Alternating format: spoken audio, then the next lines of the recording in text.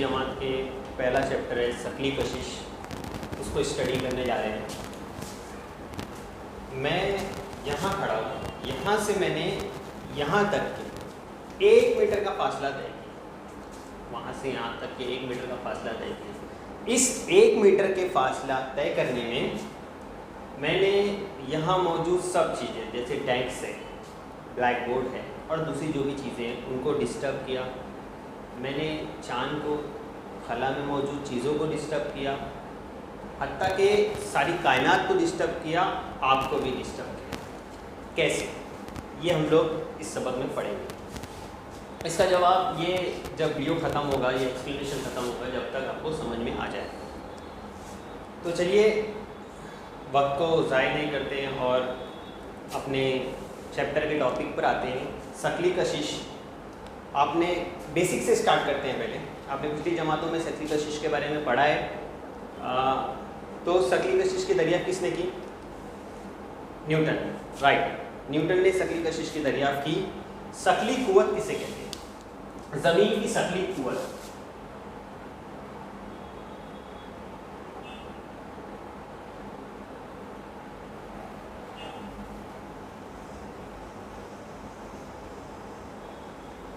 ज़मीन की शकली कुव्वत किसे कहते हैं? ज़मीन हर शय को एक मुकर्ररा कुव्वत से अपनी जानिब हर शय को कोशिश करती है, उसको ज़मीन की शकली कुव्वत कहते हैं। इसके बारे में हमने वाक़या भी सुन रखा है कि न्यूटन ने झाड़ के ऊपर से, एक दरख्त के ऊपर से सेब को गिरते हुए देखा, तो उसने ये सोचा ये सेब नीचे क्यों आया, ऊपर क्यों नहीं चले गया। और आपकी किताब में भी पेज नंबर 1 पर ही जो स्टार्ट का चैप्टर पेज है उस पर दिया हुआ है, पेड़ दिखाया हुआ है और उस पर एक तस्वीर दी हुई है, आप लोग देख सकते हैं।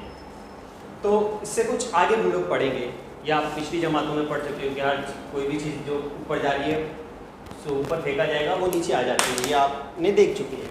ठीक है, अभी हम लोग क्या उसके आगे पढ़ेंगे। जैसे न्यूटन ने जब वो सेब देखा कि वो ज़मीन पर गिरा, तो वो जो सेब था जो ज़मीन पर गिरा, उससे ऊपर वाली शाख का जो सेब है वो भी टूटेगा तो ज़मीन पर गिरेगा, उससे ऊपर वाली शाख का जो सेब है वो भी टूटेगा तो ज़मीन पर गिरेगा। यानी यहाँ मौजूद चीज़ भी ज़मीन पर आ रही है, ऊपर मौजूद चीज़ भी ज़मीन पर आ रही है। तो क्या ये कुव्वत चाँद पर भी लगती होगी? क्या दूसरे फल्की अजसाम पर भी लगती होगी? दूसरे सैयारों पर भी लगती होगी? तो इस ऐसी कुव्वत क्या सेब भी ज़मीन को खींचता होगा? क्या चाँद भी ज़मीन को खींचती होगी? क्या दूसरे फल्की अजसाम एक दूसरे को कशिश करते होंगे? हाँ, करते हैं। इसको न्यूटन का शकली कशिश का कायनाती कानून कहते हैं। ये हम लोग पढ़ेंगे कि हर शय, कायनात में मौजूद हर शय एक दूसरे को कशिश कर रही है। मैं आपको खींच रहा हूँ, आप मुझे खींच रहे हैं, और यहाँ मौजूद सारी चीज़ों को मैं कशिश कर रहा हूँ, चीज़ें मुझे कशिश कर रही है। चाँद ज़मीन को कशिश कर रही है, ज़मीन चाँद को कशिश कर रहा है। ठीक है, सेब ज़मीन को कशिश कर रहा है और ज़मीन सेब को कशिश कर रही है, लेकिन सेब छोटा होने की वजह से ज़मीन पर आ जाता है। अब उसके आगे हम लोग देखते हैं कि ज़मीन शकली कशिश का कायनाती कानून। शकली कशिश का कायनाती कानून क्या है? आज हम लोग ये एक जो शकली कशिश का कायनाती कानून है, इसी को कवर करने जा रहे हैं। न्यूटन का शकली कशिश का कायनाती कानून। शकली कशिश का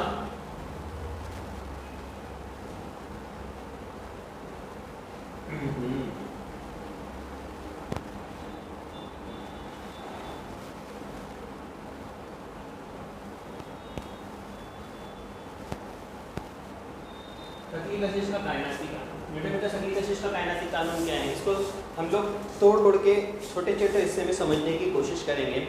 कायनात का हर एक जिस्म दूसरे जिस्म को मुकर्ररा कुव्वत से कशिश करता है। यानी ये पेन एक दूसरे को कशिश कर रही है, मुकर्ररा कुव्वत से कशिश करता है। ठीक है, इसी को शकली कशिश का कायनाती कानून कहते हैं। इसको ब्रीफली न्यूटन ने इस तरीके से बताया है कि दो अजसाम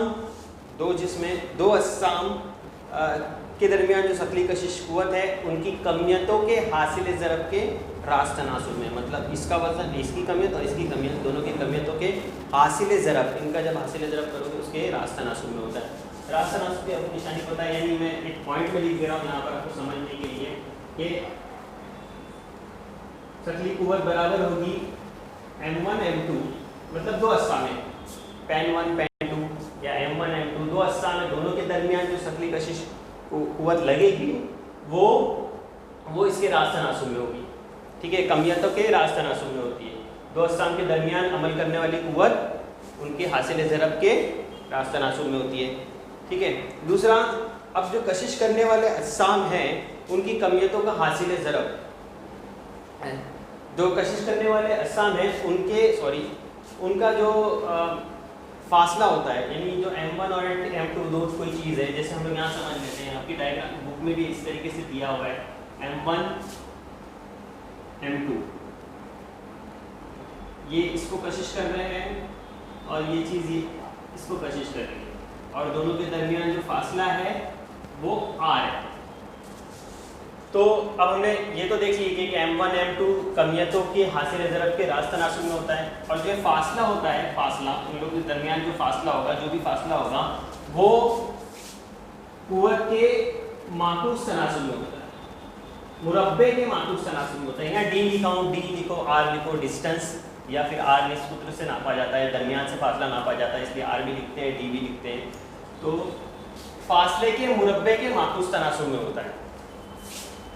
ठीक है, ये दूसरा है। इस तरीके से आपकी तारीफ बनती है कि कायनात का हर एक जिस्म दूसरे को मुकर्ररा कुव्वत से कशिश करता है, वो लगाई जाने वाली कुव्वत उन लोग के कमियतों के रास्त तनासुब में होती है और फासले के मुरब्बे के माकूस तनासुब में होती है। अब इसको हम लोग अरेंज करेंगे, अरेंज करके अगर हम लोग सिंगल में लिखेंगे तो क्या आ जाएगा, कुव्वत बराबर M1 M2 बटे D2।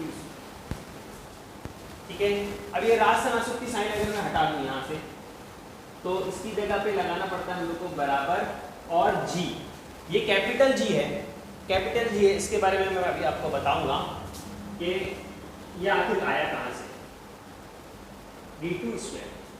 अब ये जो कैपिटल G है, साइंसदान ने रिसर्च करने के बाद में ये कायनाती मुस्तकिल निकाला है। एक कुव्वत जो दो अज्साम के दरमियान लग रही है उसका एक कायनाती मुस्तकिल निकाला है, और इसकी कीमत होती है 6.67 into 10⁻⁻11 newton metre square per KG square. Newton metre square per KG square ये इसका इकाई है, जी की इकाई है newton metre per KG square, और इसकी ये वैल्यू है, इतनी कीमत है। ये साइंसदान आपकी बुक में भी लिखा हुआ है, एक पैराग्राफ में दिया हुआ है जी के बारे में, ये 6.6 इंटू 10⁻11 इसकी कीमत है। ये बहुत छोटी कीमत है, बहुत छोटी कीमत है, इतनी छोटी कीमत है कि आपको एहसास भी नहीं होगा कि कोई चीज़ हमको खींच रही है या हम किसी के करीब जा रहे हैं या हम कोई चीज़ को खींच रहे हैं। ये इतनी छोटी कुव्वत है, लेकिन यही कुव्वत की वजह से पूरी कायनात चल रही है। ये आपको धीरे धीरे समझ में आ जाएगा। वो अब जी की वैल्यू आ रही थी हमारी, जी की वैल्यू क्या है, 6.67 into 10⁻⁻11 newton metre square per KG square. अब देखो ये जो इकाई है newton metre per KG square, ये कहां से है, तो कायनाती शक्ली कशिश का जो ज़ाब्ता है, जो न्यूटन ने जो ज़ाब्ता निकाले हैं, रियाजती तौर पर ज़ाब्ता निकालकर जो बताए हैं, वो ज़ाब्ते से हमको पता चलेगा ये किस तरीके से आ रही है। ज़ाब्ता क्या है हमारा, F = फोर्स, कायनाती जो कशिश है, कायनाती शक्ली कशिश जो है वो किसके बराबर होती है, कांस्टेंट G कांस्टेंट जो है हमारा है, फिर उसके बाद में कमियतों का हासिल ज़रब M अपॉन R स्क्वायर इसके बराबर होती है। अब इसको हम लोग रीअरेंज कर देते हैं, जो G है G को वहीं रख दो, यहाँ बराबर लगा दो, ये F जो है वो F की जगह पर, ये R स्क्वायर ऊपर ले लो, तो R स्क्वायर ऊपर ले लिया हम लोग ने, और ये M1 और ये M2 है, इसको नीचे ले लो, M1 M2। अब देखो F की जो है वो इकाई क्या है, फोर्स की इकाई क्या है, न्यूटन, ठीक है, और ये R है, मतलब निष्कुत्र है, तो निष्कुत्र की इकाई में नापेंगे हम, मीटर में नापते हैं, तो M और ये कुव्वत 2 है 10⁻², न्यूटन मीटर स्क्वायर, और ये बटे में इसलिए पर, और M1 और M2 जो है वो कमियत है, ये दो अशिया जो है जो आपस में कशिश कर रही है, या जमीन और चांद है, या कोई दो अजसाम है जमीन पर कहीं पर भी या कायनात में कहीं पर भी, उनके दरमियान जो सकली कशिश है तो उनकी कमियत है। तो कमियत m1 m2 कमियत है तो kg kg, तो kg स्क्वायर आ गया। तो इस तरीके से ये इकाई निकली है g की, ठीक है। अब देख लेते हैं हम लोग, मैंने आप लोगों को पहले बताया था जब स्टार्ट हुआ था कि 1 मीटर में यहाँ से वहां चल कर गया, मैंने 1 मीटर का फासला तय किया तो मैंने सारी कायनात को मुतासिर किया। वो क्यों कहा था मैंने? अब कोई दो चीजें m1 है और m2 है, ठीक है, कोई मास 1 है और मास 2 है, इनके दरमियान फोर्स लग रही है, फोर्स ऑफ अट्रैक्शन है, दोनों के दरमियान कोई फोर्स लग रही है और इनके दरमियान से जो निस्बत है फासला है उनका r है, ठीक है, r है। अगर हम लोग मान लो, अगर हम लोग फर्ज करेंगे कि ये 1 किलो का कोई जिस्म है 1 kg का, ठीक है, 1 kg का ये जिस्म है, ये भी 1 kg का 1 kg की कोई शय है, ठीक है, और इनके दरमियान जो फासला है वो फासला कितना है 1 मीटर, क्योंकि मैंने आपको 1 मीटर की बात कर रही थी, 1 मीटर का फासला है इनके दरमियान। तो इनका फोर्स ऑफ अट्रैक्शन जो दरमियान में कशिश लग रही होगी वो कशिश कितनी होगी, तो उसको मालूम करने के लिए ये वाला हमारा जो रास्ता है कायनाती सकली कशिश का कानून का रास्ता है, ये लगाएंगे तो हमको पता चल जाएगा F is equal to G क्या है, G की वैल्यू क्या है 6.67 इनटू 10⁻⁻11, ठीक है, G की वैल्यू लिख दी है। m1 और m2 है, एक एक 1 kg है, तो हम लोग यहाँ लिखेंगे 1 into 1, ठीक है, एक जरा एक m1 m2, इसका भी 1 किलो है, ये भी 1 किलो है, ठीक है, और ये जो मीटर में यहाँ पर लिखा हूँ ये मीटर कितना है, 1 मीटर का फासला है दोनों के दरमियान में, निस्बत से हम लोग नापेंगे, 1 मीटर का फासला है तो 1 को 1 का मुरब्बा, ठीक है। अब ये देखो ये 1 वैसे रह जाएगा, 1 का 1 और जो 2 आएगा वो 1 ऐसे रह जाएगा, तो f कितना आ जाएगा हमारा 6.67 into 10⁻11 ये निकलेगी। जैसे जैसे यहाँ पर वैल्यू बढ़ती जाएगी, मतलब 10 20 या कितना भी फासला बढ़ते जाएगा या दो अजसाम का कमियत बढ़ती जाएगी, वैसे वैसे कीमत यानी कीमत चेंज होती जाएगी और फोर्स ऑफ अट्रैक्शन जो है मतलब जो सकली कशिश है वो तब्दील होती जाएगी। अब ये सकली कशिश जो है सब के लिए कांस्टेंट है, पूरी कायनात में ये इस्तेमाल की जाती है, मुस्तकिल है, ये कहीं चेंज नहीं होगी, मतलब जो जी की वैल्यू है वो चेंज नहीं होती है, जो हमने यहाँ से 1 से देखे। अब कोई दो अजसाम होंगे, उनकी जो कमियतें होंगी उनको यहाँ आपको रखना होगा। जब भी आप सोल्यूशन करोगे, सबक खत्म होने के बाद में जब भी आप सोल्यूशन करोगे तो यहाँ आपको जो अजसाम की कीमत होगी, जो कमियत होगी वो रखना होगा, दरमियान में फासला रखना होगा और उसके जरिए से आप ये फोर्स पता कर सकते हैं, इसका कायनाती कानून का फोर्स पता कर सकते हैं।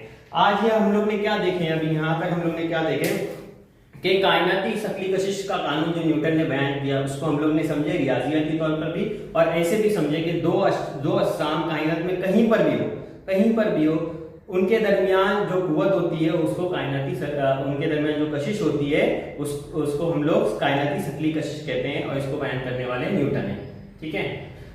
अब तो हमने क्या देखे थे कि मैं यहां से वहां चल कर गया तो मैंने 1 मीटर का फासला तय किया। अब आप अज्यूम कीजिए कि अगर मैं यहां से वहां तक चल के जाता हूं, 1 मीटर का फासला तय करता हूं, तो जिस वक्त मैं यहां था तो सबके साथ में मेरा फोर्स ऑफ अट्रैक्शन कुछ ना कुछ रहा होगा। मैंने चेंज कर दिया तो सबके साथ फोर्स ऑफ अट्रैक्शन चेंज हो गया, चांद तारों के साथ भी चेंज हो गया, आपके साथ भी चेंज हो गया। तो जैसा मैंने कहा था कि कायनाती सकली कशिश का जो कानून है, ज़ाब्ता है और ये जो चीज है ये सारी चीजों पर, जितनी भी कायनात में चीजें सबके ऊपर एप्लीकेबल है, सबके ऊपर लगता है, सबके ऊपर कोई ना कोई दरमियान में कशिश होती है और इसी कशिश के ऊपर, यही कशिश है जो कायनाती सकली कशिश, इसके ऊपर ही निजाम शमसी चल रहा है और सारे सैयारे सितारे घूम रहे हैं, ठीक है। इसके बाद हम लोग अभी देखते हैं अगला टॉपिक जो इस सबक में आगे है उसकी तरफ बढ़ते हैं।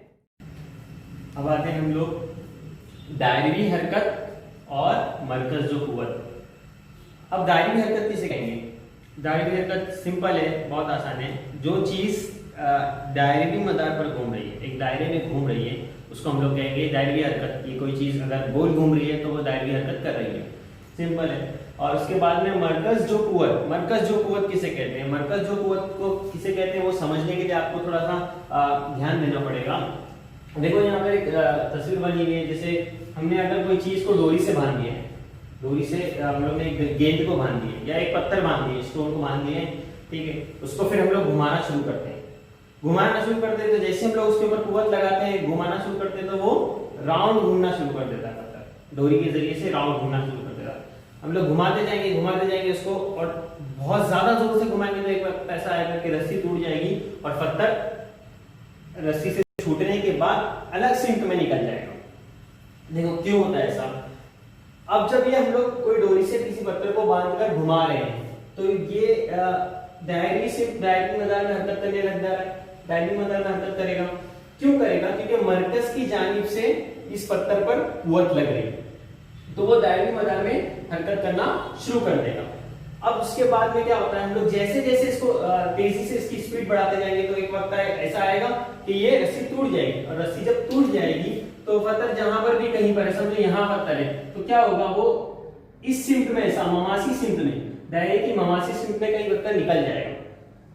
अब जब वो पत्थर जब दायरी हरकत में घूम रहा था, जैसे हम लोग घुमा रहे हैं, घूम रहा था, तो हर वक्त पत्थर क्या कोशिश कर रहा है, तो यहाँ से कुवत लग रही है ना, उसको मरकज की जानिब कुवत लग रही है ना, तो पत्थर मरकज की सिमत आने की कोशिश करता है, हमेशा हर जगह से मरकज की सिमत आने की कोशिश करता है। क्योंकि देखो अगर हम लोग स्लो कर दे स्पीड को तो क्या होगा, पत्थर आकर वापस हाथ पर हमारे लग जाएगा या हमारे सर पर आकर लग जाएगा स्लो कर देंगे, तो वो मरकज की जानिब आने की कोशिश करता है क्योंकि मरकज से कुवत लग रही है।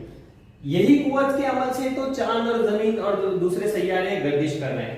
जमीन की शक्ली कशिश की वजह से चांद उसके गिर्द में गर्दिश कर रहा है एक खास मखसूस रफ्तार में। चांद ज्यादा रफ्तार में भी नहीं है और ज्यादा स्लो रफ्तार में भी नहीं है। स्लो रफ्तार में होगा तो चांद जमीन पर गिर जाएगा, और ज्यादा तेज रफ्तार में होगा तो जमीन की कशिश से शक्ल के परे चले जाएगा, बाहर चला जाएगा। एक खास मदार में चांद जमीन के गिर्द में गर्दिश कर रहा है, और बाकी सब जो फल्की अजसाम है वो सूरज के गिर्द इसी तरीके से, सूरज की कशिश की वजह से वो सूरज के गिर्द में गर्दिश कर रहे हैं। सूरज की कशिश तकलीफ, ये हमने कायनाती कानून पढ़ चुके हैं। कायनाती कानून में क्या है कि कायनात का हर जिस्म दूसरे जिस्म को एक मुकर्ररा कुव्वत से कशिश करता है, ठीक है, वो हमने पढ़े। वो उनके कमियतों के हासिल ज़रब के रास तनासुब में और फासले के मुरब्बे के माकूस तनासुब में होते हैं। ये हम लोग ने इससे पहले वाले टॉपिक में हम लोग पढ़ चुके हैं। कायनात के शक्ली कशिश का कायनाती कानून जो न्यूटन ने बयान किया, उसमें हम लोग पूरा ये चीज पढ़ चुके हैं कि हर जिस्म दूसरे जिस्म को कशिश कर रहा है। तो जो जमीन और चांद की अगर हम लोग बात करें तो जमीन के गिर्द चांद घूम इसीलिए रहा है कि जमीन की कशिश शक्ली की वजह से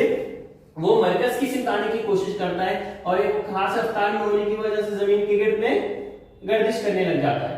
और इसी तरीके से जमीन सूरज के गिर्द में और बाकी सारे 8 के 8 सैयारे जो वो सूरज के अराउंड में गर्दिश कर रहे हैं, वो इसी वजह से, इसी कुव्वत की वजह से, मरकज जो कुव्वत की वजह से। अब मरकज जो कुव्वत की तारीफ क्या है, सिंपल ही तारीफ है कि दायरी मदार में घूमने वाले जिस्म पर, कोई दायरी मदार में जिस्म कोई घूम रहा है ना, जिस्म कोई घूम रहा है तो जिस्म पर मदार के मरकज की सिमत, अब ये मदार है, ये वाला ये मदार है, ये ऑर्बिट है, मदार के जो मरकज होगा, जो भी मदार होगा उसका जो भी मरकज, उसका मरकज होगा, मरकज की सिमत में अमल करने वाली कुव्वत। अब यहाँ से जो कशिश हो रही है ये कुव्वत को, अब ये जो कशिश हो रही नहीं है, ये वाली जो कशिश हो रही है, ये जो कशिश कर रहा है, इस कुव्वत को मरकज जो कुव्वत कहेंगे, यानी जो जमीन की शक्ली कशिश है वही मरकज जो कुव्वत कहेंगे, उसी को हम लोग मरकज जो कहेंगे।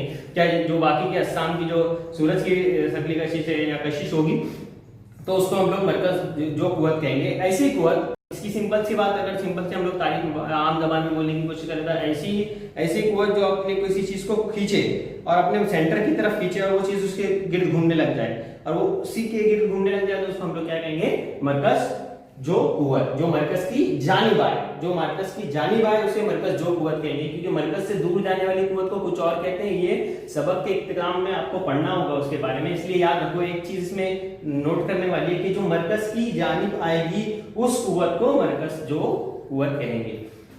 अब मरकज जो कुव्वत में इतना ही, आपकी किताब में भी 2 डायग्राम दी हुई है, उसमें बच्चों के साथ में ये स्टोन को घुमाते हुए दिखाया और मिसाल के जरिए से बताया गया है, और इसी के ऊपर हमारा निजाम शमसी चल रहा है मरकज जो कुव्वत के ऊपर से।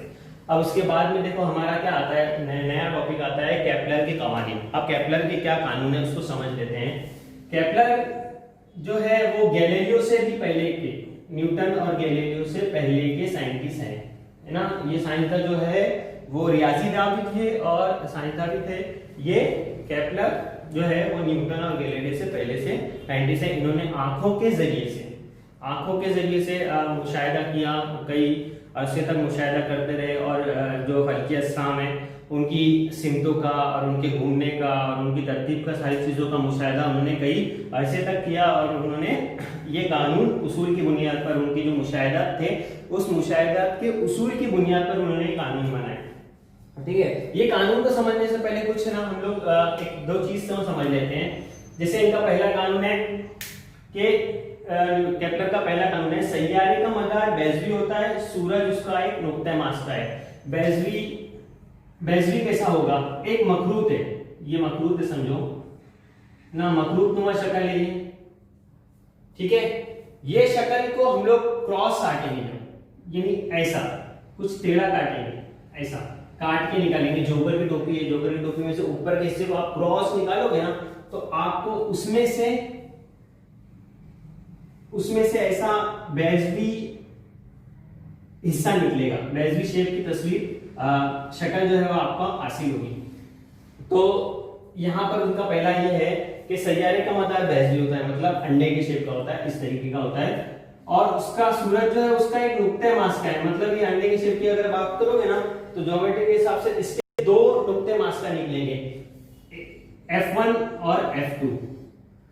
अब सूरज जब यहाँ होगा या यहाँ होगा, कहीं पर भी, दोनों जगह में से कहीं पर भी होगा कि सैयारे का मदार, अब सैयारा जो है ये सैयारा कोई सैयारा होगा, यहाँ समझो जमीन है ना, अर्थ है, जमीन है, वो इस मदार में गर्दिश कर रहा है, और यहाँ हम लोग ले लेते हैं सन ले लेते हैं, है ना। तो सैयारे का जो मदार है वो बैज़वी है, और सूरज उसका एक नुक्ते मास का है, वो यहाँ है या तो यहाँ है, क्योंकि ये जो बैज़वी शेप है इसका नुक्ते मास का यहाँ निकलेगा। अब इसको कैसे निकलेगा, ये हमको कैसा पता चलेगा? देखो, इसका नुक्ते मास से कैसे ताल्लुक है, हम लोग इसको समझते हैं। आपकी किताब में भी ऊपर एक है ना पिंक कलर का बॉक्स है, बॉक्स के अंदर जानिए तो पहचानिए तो ऐसा लिखा हुआ है, उसमें आपको दिया हुआ है। देखो ये F1 है, अभी मैं कोई नुक्ता ले लेता हूँ, यहाँ कोई नुक्ता है, ठीक है, इसका नाम दे देता हूँ A। ये सिंपल है, A से F का फासला, और यहाँ A से F2 का फासला, ये ठीक है, ये फासले को हम लोग इनका मजमुआ करते हैं। और यहाँ पर मैं कोई नुक्ता ले लेता हूँ, कोई और एक और नुक्ता ले लेता हूँ, इसका नाम दे देता हूँ B। ठीक है, अब B से F1 का फासला और B से F2 का फासला, जब आप ये फासलों के मजमुआ करोगे, मतलब A से F का फासला और A से F2 का फासला, इन लोग दोनों को मिलाओगे, और B से F1 का फासला और B2 से F2 का फासला, तो ये बराबर आएगा, मतलब AF प्लस AF2, यानी ये वाला और ये वाला, यही नुक्ते से F1 का, मतलब पहले नुक्ते मास का और दूसरे नुक्ते मास का, दोनों का जो फासला उनका मजमुआ, ये मजमुआ फासलों का मजमुआ बराबर होता है दूसरा वाला जो नुक्ता रहेगा ना, ये BF1 और BF2 का प्लस, इसके बराबर होगा। और वैसे ही ये सारे जो यहाँ पर अगर कहीं और भी नुक्ता ले लोगे ना और उसको नापोगे ये ऐसा, तो ये भी सब बराबर होंगे इसके। ठीक है, तो इसकी बुनियाद पर कि औसतन फासला इसका बैज़वी नुक्ते का दोनों नुक्ते मास्टर से नापा जाए तो औसतन फासला 1 होता है। इसकी बुनियाद पर कुछ और उसूल इसमें समझ में आएंगे आपको, इसलिए ये ज्योमेट्रिकल ड्राइंग आपको समझाई गई है, ताकि किताब में भी एक ऊपर से जानिए तो ऐसा सिस्टम देकर आपको बताया गया है, ताकि आप अंदाजा लगा सको कि उसूल किस बुनियाद पर बनाए गए।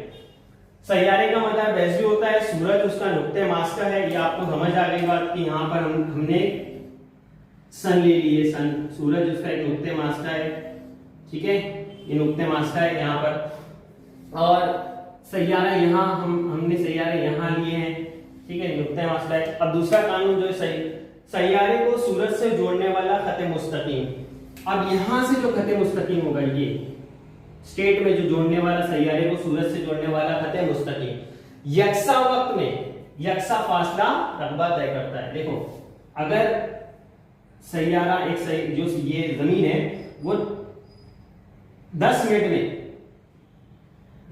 में यहां से यहां आ जाती है, यकसा वक्त हो गया। और जो ये रकबा है, ये रकबा जो इसका निकलेगा, ठीक है, 10 मिनट में वो यहां से यहां ट्रैवल कर रही है। अब यहां पर अगर हम लोग देखेंगे ना, तो वो कुछ इस तरीके से आएगा कि जमीन यहां से यहां आई, 10 मिनट लगा इसको भी, और ये जो रकबा है यानी ये वाला रकबा ये वाले रकबे के बराबर होगा। यकसा वक्त में यकसा वक्त लगेगा, 10-10 सेकंड 10-10 मिनट लग रहा है, यकसा वक्त लगेगा और यकसा रकबा तय होगा। जो ये रकबा बनेगा, इसका जो रकबा निकलेगा वो रकबा यकसा होगा। इसको दूसरे तरीके से ऐसा बोल सकते हैं कि जो स्वीप करेगी जमीन, जितना रकबा जमीन स्वीप करेगी कहीं पर भी, तो वो यकसा वक्त में यकसा फासला, ये फासला रकबा तय करेगी। ठीक है, क्योंकि देखो आप यहाँ देखोगे तो ये फासला क्या है, ज्यादा दिख रहा है, ज्यादा दिख रहा है फासला, ये यहाँ ज्यादा फासला है लेकिन यहाँ फासला छोटा है। क्यों? क्योंकि यहाँ दूर होने की वजह से उसकी जो कशिश की कुव्वत में उसमें फर्क पड़ जाता है, लेकिन रकबा जो है वो एक जैसा होगा। तो रकबा एक जैसा होने की वजह से ये पूरा अराउंड इसका कंप्लीट होता है। ठीक है, तो ये दूसरा कानून भी आपको समझ में आ गया होगा कि सूरज से जोड़ने वाला खत मुस्तकीम यकसा वक्त में, एक ही वक्त में और यकसा वक्त में यकसा रकबा तय करेगा, एक ही वक्त में एक ही रकबा, यानी 10 मिनट में ये इतना तय कर रहा है, जो ये रकबा निकलेगा इसका, वो 10 मिनट में इसका भी रकबा उतना ही निकलेगा। ये आपको मिसाल के जरिए मैं बता रहा हूँ कि 10 मिनट अगर लगता है तो गालिबन यहाँ पर भी इतना ही रकबा निकलेगा। ठीक है, अब तीसरे कानून की तरफ बढ़ते हैं हम लोग। तीसरा कानून क्या है? सूरज के एतराफ मदार में गर्दिश करने वाले सैयारे के लिए दरकार वक्त का मुरब्बा। अब ये जो सैयारा सूरज की गिर्द में गर्दिश कर रहा है, इसके लिए जितना भी एक वक्त है, जैसे हम लोग को बताया कि 365 दिन 6 घंटे, 365 दिन 6 घंटे के करीब कुछ ना लगता है, एक साल, जो एक साल लगता है अराउंड अर्थ को सूरज की गिर्द में घूमने के लिए। तो जो ये वक्त होगा, जो भी वक्त होगा, वो वक्त का मुरब्बा यानी T², वक्त का मुरब्बा। इस सैयारे का सूरज से औसत फासला, जितना भी औसतन फासला होगा, यहाँ जैसे हम लोग ने निकाले थे औसत, ऊपर ये यहाँ है, कहीं पर भी कोई भी नुक्ते पर है वो, तो उसका औसतन जो फासला होगा, उसके औसत फासले के मकब के रास तनासुब में, ये रास तनासुब की निशानी है, ये हम लोग ने पहले भी देख चुके हैं, रास तनासुब, और ये मकब जो फासला होगा इसको लिख सकते हैं हम लोग R3। ठीक है, तो ये इसके बराबर होगा, रास तनासुब में होता है। ये इसका तीसरा कानून है। इसको दूसरे तरीके से हम लोग कैसे लिखते हैं? T² R³ और ये K लिखते हैं। K मतलब मुस्तकिल, कांस्टेंट, कांस्टेंट की निशानी लगाते हैं। ये इसका केपलर का एक कानून है, और ये केपलर ने ये कवानीन अपने जो है ये मुसलसल मुशाहिदे की बुनियाद पर रियाजियाती तरीके से ये कानून पेश किए हैं। अब ये जो कानून केपलर ने पेश किए, ये कहीं पहले 16वीं सदी में पेश हुआ है। ठीक है, उसके बाद में कई सारे मुशाहिदे होते रहे, इंसान तजस्सुस लगाते रहा, बहुत सारे साइंसदान आते रहे, लेकिन इसके बाद इन्होंने ये सिर्फ अपने उसूल की बुनियाद पर बताए थे। इनको ये नहीं पता था कि ये कशिश कर रहा है नहीं कर रहा है। उनको सिर्फ ये मालूम था कि ये इतना टाइम लगता है इसको घूमने में, या इतना वक्त लगता है, यहाँ से वहां चला जाता है, ये सब उनको पता था। लेकिन ये नहीं पता था कि ये अर्थ तो सन कशिश कर रहा है, इसलिए इसके अराउंड घूम रहा है। बाद में जब न्यूटन ने अपना शकली कशिश का कायनाती कानून पेश किया, तो उसके शकली कशिश के कायनाती कानून पेश करने में ये केपलर का जो तीसरा कानून है, इसके जरिए से मदद मिली है। ये आपको किताब में भी दिया और आपको समझ में आएगा कि ये कानून से, ये जो कानून है T²/R³ मुस्तकिल कांस्टेंट का ये जो कानून रियाजियाती तौर पर इन्होंने निकाला है, न्यूटन को इस कानून से मदद मिली अपने शकली कशिश के कानून पेश करने में। ये हम लोग आगे भी पढ़ेंगे। अब इसके बाद क्या करते हैं, हम लोग अगले टॉपिक की तरफ बढ़ते हैं और वो देखते हैं। ठीक है, तो देखो हमारा भी अब टॉपिक है ये इस वीडियो का, दायरवी हरकत और मरकज जो कुव्वत का असर। आप लोग जब देख रहे हो ना ये, या इससे पहले वाली जो भी वीडियो देख रहे हो, तो आप लोग किताब साथ में रखो और किताब से रिफर करो। आप किताब लेके साथ में बैठोगे और वीडियो देखोगे, या पेन और कॉपी भी ले लोगे साथ में, तो आपको जमेगा और समझ में आएगी बात। वो चीज़ में आपको पॉइंट नोट करने का नोट भी कर सकते हो आप, और स्क्रीनशॉट भी ले सकते हो इसका, ताकि आपकी स्टडी अच्छी हो जाए। तो बिना किताब के अगर आप बैठोगे सिर्फ वीडियो देख लोगे तो फिर वो निकल जाएगा। किताब लो ताकि आपको और जहन नशीन अच्छे से हो जाए। दायरी हरकत और मरकज जो कुव्वत का असर।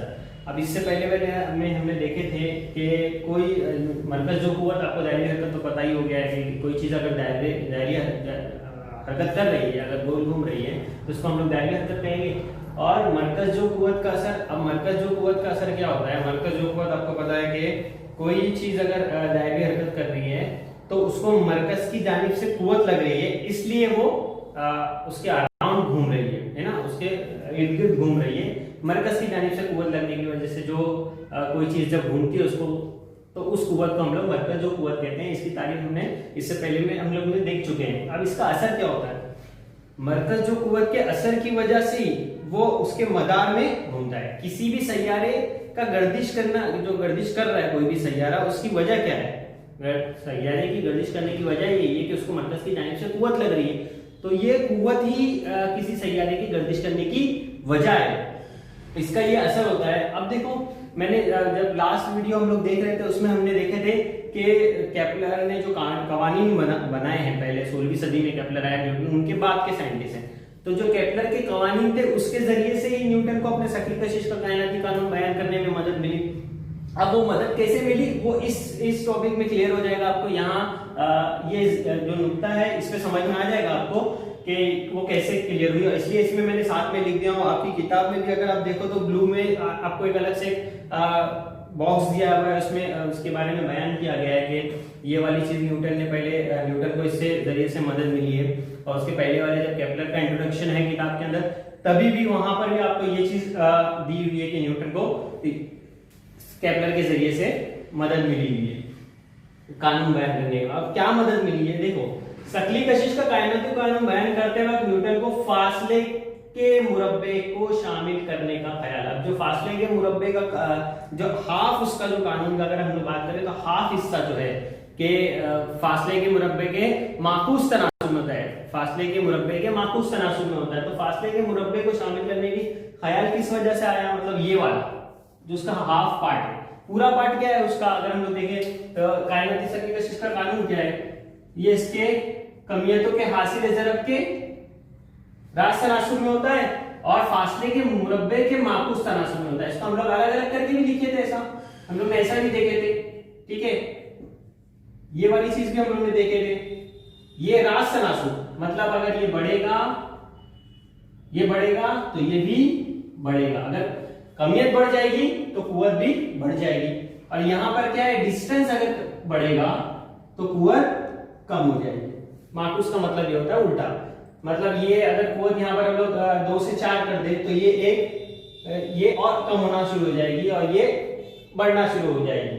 ये 1/4 हो जाएगी और ये दुगनी हो जाएगी, ठीक है। ये डबल हो जाएगी, ये 1/4 हो जाएगी, 1/4 हो जाएगी। तो ये कानून में रास तनासुब और माकूस तनासुब का मतलब बता रहा था आपको कि रास तनासुब मतलब दोनों बढ़ेगा और माकूस तनासुब मतलब एक बढ़ेगा तो एक कम होगा। तो ये जो हाफ पार्ट है, ये वाला पार्ट है, ये वाला पार्ट जो है वो है कि फासले के मुरब्बे, फासले का मुरब्बा है, ये फासले के मुरब्बे के माकूस तनासुब में होता है। ये वाला पार्ट जो ये कायनाती शक्ली कशिश का कानून तो यही है ना, तो इसमें जो ये हाफ पार्ट है, ये वाला पार्ट है, ये वाला पार्ट उसको जो है न्यूटन को वो शामिल करने का ख्याल कहां से आया, तो वो केपलर की वजह से आया है ये वाला ख्याल। इसकी वजह से इसको आधे कानून बयान करने में, मतलब ये जो हिस्सा है ये बयान करने में, फासले के मुरब्बे को शामिल करने में उसको मदद मिली हुई है। वो कैसे मिली हुई है हम लोग यहाँ पर देखेंगे भी और उसको साबित भी करेंगे।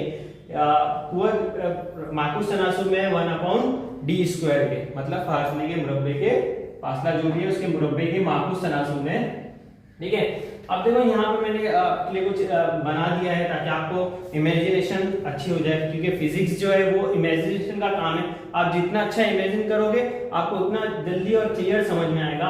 सन के अराउंड ये अर्थ घूम रहे, यहाँ पर एक सैयारा घूम रहा है, मैं अर्थ और सन लिख दिया हूँ, ठीक है। तो ये घूम रहा है, इसका जो घूमने का जो ये पीरियड है, हम लोग ने देखो यहाँ पर सर्कल लिए हैं, ठीक है, गोल सर्कल लिए, बेज़वी नहीं लिए, सर्कल लिए, क्योंकि हम लोग मरकज जो कुव्वत की बात कर रहे हैं। मरकज जो कुव्वत से कोई भी चीज मुतहरिक होता है तो वो क्या, सर्कल में हम लोग उसको समझेंगे, ठीक है। अब देखो ये सैयारा है, उसकी कमियत m है, ये मान लो कि सैयारे की कमियत m है और सैयारे का जो निष्पुत्र है, सैयारे के मदार का जो निष्पुत्र है, यहाँ पर जो मदार है, ये मदार का जो निष्पुत्र बनता है, यहाँ से लेकर यहाँ तक हमारे दरमियान कोई भी चीज का अगर हम लोग ये जब भी ये कानून और ये जब सवारा हल करेंगे तो उसका जो हम लोग फासला नापेंगे ना तो मरकज से नापेंगे। जमीन का भी जो हम लोग फासला नापते हैं तो मरकज से नापते हैं, जमीन के सेंटर से फासला नापा जाएगा, ठीक है। तो कोई भी चीज के सेंटर से हम लोग फासला नापेंगे तो ये मदार का जो निष्पुत्र है उसको हम लोग दे रहे हैं ना r, निष्पुत्र रेडियस r दे दिए, ठीक है। और सैयारी की रफ्तार जो है, अब ये जो सैयारी की रफ्तार, ये चाल समझ लो, सैयारी की जो चाल है, यहाँ पर जो चाल है, ये जो चाल है इसकी स्पीड होगी, जो स्पीड लिख देता हूँ साथ में, स्पीड जो है ये, या चाल हम लोग कह सकते हैं इसको, ठीक है। यहाँ पर v दिया हुआ है, होना तो स्पीड और चाल ही चाहिए था। तो ये जो इसकी स्पीड होगी, वो स्पीड को हम लोग ने v ली ली है। अब मरकज जो कुव्वत जो है उसका फार्मूला ये है, ये आपको याद कर लेना चाहिए। और ये क्यों है, देखो F कुव्वत बराबर, मतलब सेंटर से लगने वाली कुव्वत, मरकज जो कमियत यानी सामने वाली जिस पर कुव्वत लग रही है उसकी कमियत, और उसकी रफ्तार जो अराउंड में घूम रहा है, रफ्तार और अपॉन r, इसके बराबर होती है मरकज जो कुव्वत, ठीक है। अब ये मरकज जो कुव्वत से हम लोग साबित करेंगे कि ये जो ख्याल है न्यूटन का, वो उसको यहां से मिला है, मतलब आर स्क्वायर रास्त तनासुब में होता है आर मकब के, ठीक है। ये मुस्तकिल है, कांस्टेंट है, ये तीसरा कानून है केपलर का, ठीक है। तीसरे कानून में हमने पढ़े हैं कि वक्त का मुरब्बा और फासले के मकब के रास्त तनासुब में होता है, ये हम लोग ने पढ़े हैं कि जितना रगबा एक यकसा वक्त में यकसा रगबा और फासला तय करता है, हम लोग ने देखे भी थे कि यकसा वक्त में यकसा रगबा फासला तय करता है, ये हम लोग ने उसमें पढ़े थे, ठीक है। तो इसके जरिए, मतलब ये वाला जो सिस्टम है, ये इसको बताने में इसके जरिए से मदद मिली, वो हम लोग यहाँ पर देखेंगे। अब देखो, कोई चीज अगर राउंड घूम रही है, ये जो फासला है इसका फासला क्या होगा, दायरे का फासला है, ये जो घूम रही है अर्थ यहाँ पर पूरा राउंड में, तो एक रेवोल्यूशन पूरा करेगी, एक चक्कर पूरा करेगी, तो उसको हम लोग क्या कहेंगे, दायरे के हिस्से को क्या कहते हैं, मुहित। तो ये मुहित उसने एक तय की है, ठीक है। तो हम लोग देखो इसको पता करते हैं। अब ये v की जगह पे देखो हम लोग ये लिख सकते हैं क्या, चाल बराबर क्या होता है, चाल बराबर तय करदा फासला बटे वक्त, ठीक है। चाल बराबर क्या होता है, तय करदा फासला बटे वक्त। अब तय करदा फासला क्या है, यहाँ पर तय करदा फासला क्या है, पूरा एक दायरा है, दायरे का मुहित है, तो मुहित का लाता क्या है, 2 पाई आर अपॉन टी बराबर चार्ज जो है अपना v आ जाएगा, v है ना, ये v है ना पूरा, तो ये v आ जाएगा। अब ये जो इसका v हमने निकाले हैं 2 पाई आर टी में, इसकी जगह पे यहाँ पर ये जाब्ते में मरकज जो कुव्वत की, ये जाब्ते में यहाँ पर रख सकता हूँ, v की जगह पर, v की जगह पे रखते हैं, देखते हैं क्या होता है। F इज इक्वल टू क्या आ जाएगा, m, ठीक है, नीचे r लिख लेते हैं। और ये जो v की जगह पर यहाँ पर v स्क्वायर है, v स्क्वायर की जगह पे क्या लेंगे हम लोग, 2 pi r upon t whole square, ठीक है। इतना समझ में आया, ये वाली चीज कहां से आई, ये v की जगह पे आपकी किताब में भी दिया हुआ है, मिसाल में सॉल्यूशन दिया, उसमें समझाया गया है कि ये इसको ख्याल कैसे आया, तो उसमें ये चीज दी हुई है। तो ये जो v की जगह पर हम लोग ने ये लिखे हैं, वो किस वजह से लिखे हैं कि मुहित जो है, तय करदा फासला जो है वो मुहित है, मुहित का हम लोग क्या जाब्ता ले सकते हैं, मुहित के लिए क्या ले सकते हैं, 2 पाई आर ले सकते हैं, दायरे का मुहित 2 पाई आर होता है, ठीक है। तो उसको हम लोग ने यहाँ पर ले लिए। अब इसको अलग अलग कर लेते हैं जरा। अब हम लोग ये जो ब्रैकेट है इसको खोलेंगे, m r वैसी है, जरा 2 का क्या हो जाएगा स्क्वायर, 4 पाई का स्क्वायर, r का स्क्वायर और t का स्क्वायर। अब देखो हम लोग क्या करते हैं, यहाँ पर इसको थोड़ा सा यहाँ बस अरेंजमेंट करना है आपको, क्योंकि ये आपको ये लाना है कि f रास्ता तनासुब होगा इसके, या f बराबर होगा 1/d²।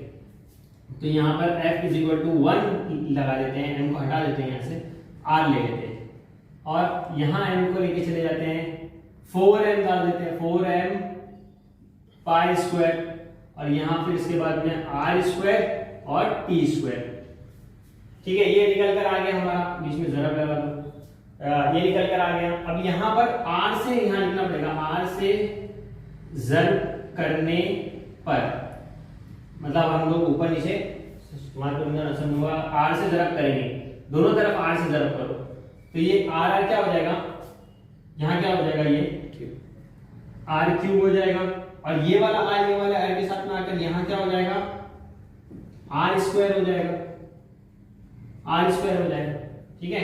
ये वाला r ये वाले r के साथ में आगे है, r स्क्वायर हो गया। और जो बचा हुआ है उसको वैसे लिख लो। अब यहां आपको देखो ये टी का टी आ जाएगा यहाँ। अब यहां आपको देखो ये वाली चीज जो निकल कर आई है हमारे पास, ये क्या है, F is equal to 1/r²। मतलब ये हम जब जी लगाकर लिखते हैं कांस्टेंट में, तो इसकी जगह तो ये राशि की निशानी हट जाती है और बराबर आ जाता है। तो ये इसमें से न्यूटन को ये चीज दिखी, और बाकी की चीज जो है वो 4m और पाई स्क्वायर, ये जो है ये कांस्टेंट है, 4m पाई स्क्वायर ये कांस्टेंट ले लेंगे, इसको कांस्टेंट है, और ये भी कांस्टेंट है। ये कैसे कांस्टेंट है, ये कैसे कांस्टेंट है, तो ये हम लोग को केपलर के कानून से पता चल रहा है कि r3